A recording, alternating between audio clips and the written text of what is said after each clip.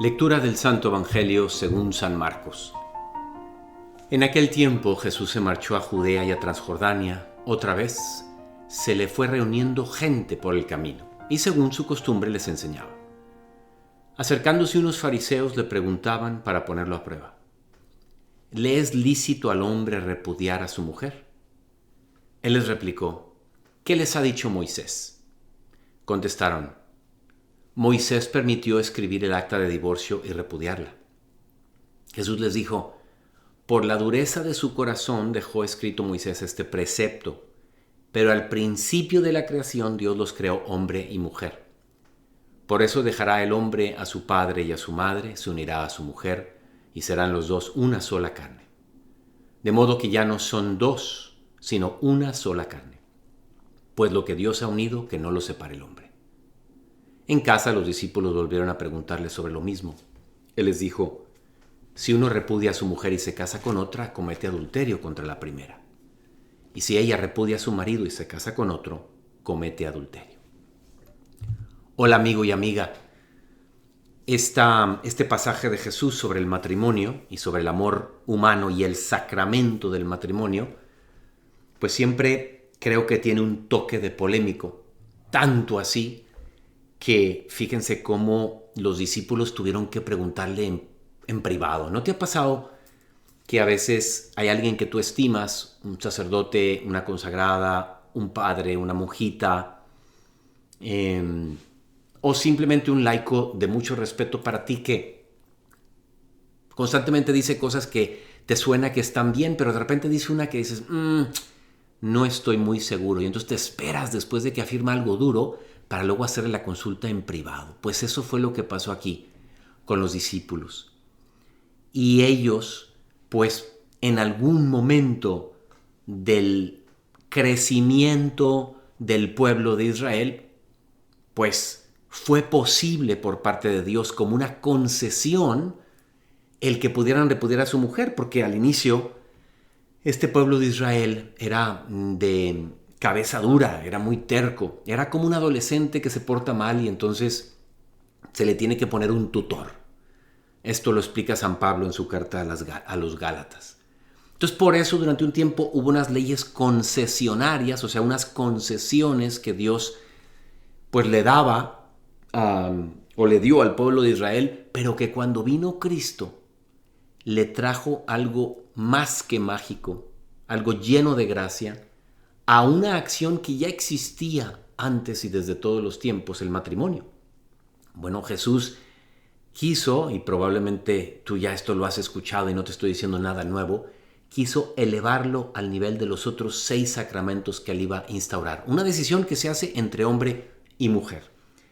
Y como no es fácil, pues él tendría que garantizar, tendría que él darle una fuerza especial. Y hay 4 características que un hombre y una mujer se intercambian, promesas de las características del matrimonio en toda boda católica. Y estas características son que tú te estás entregando de modo libre, de modo total, de modo fiel y de modo fecundo. Estas 4, te las repito: libre, total, fiel y fecundo. Estas son las características del sacramento como lo pensó Jesús. Libre porque no puedo estar coartado, tengo que yo con toda libertad, mi corazón tiene que elegir a la persona amada. Tiene que ser total porque no entro ahí haciendo negociaciones, bueno, pues doy tanto y si veo que tú también das de tu parte, entonces yo ya doy un poco más. No es así como una especie de pacto. No, esto es mucho más, no es un contrato, es una alianza como la que Cristo hizo con la iglesia. Luego tiene que ser fiel, porque evidentemente Cristo fue fiel con su iglesia, porque las características del amor son especialmente el amor esponsal, que es con esta persona y para siempre.